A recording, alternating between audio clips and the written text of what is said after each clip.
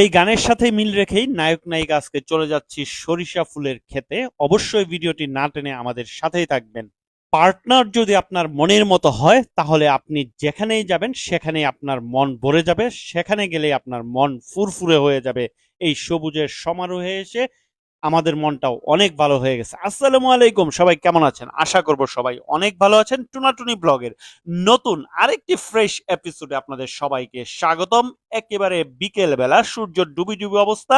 এই সময় আমরা চলে আসছি সরিষার ফুলের বাগানে, পাশেই হচ্ছে নদী, দারুণ একটা পরিবেশ। এরকম পরিবেশে যখন আপনি আপনার লাইফ পার্টনারকে নিয়ে যাবেন তখন তো আপনার মন এমনিতেই ভালো হয়ে যাবে। তবে আমি সত্যি অনেক ভাগ্যবান, এরকম একটা বউ আমার জীবনে জুটেছে। হয়তোবা আমি তার উপযুক্ত না, কিন্তু আমি তাকে পেয়েছি, আল্লাহর অশেষ রহমত। এর জন্য তাকে অসংখ্য ধন্যবাদ। লাইফে যদি পার্টনার আপনার ভালো না হয় সেই ক্ষেত্রে কিন্তু আপনার জীবনটা দুর্বিষহ হয়ে যাবে। তবে ভালোবাসাটা কখনোই একতরফা হয় না। ভালোবাসাটা অবশ্যই দেয়া নেয়ার ভিতরে থাকতে হবে।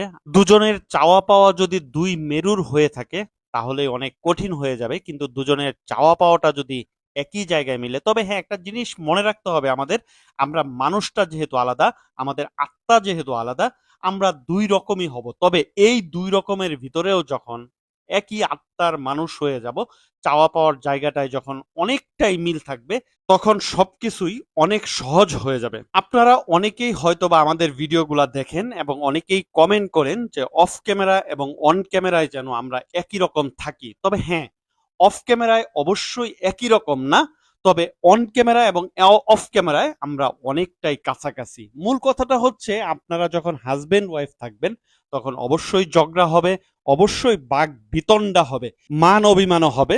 তবে আমাদেরকে দুইজনের প্রতি দুইজনের রেসপেক্টটা থাকতে হবে। একটা সময় আমার বউকে সরি বলতে হবে, অন্য সময় বউ আমাকে সরি বলবে।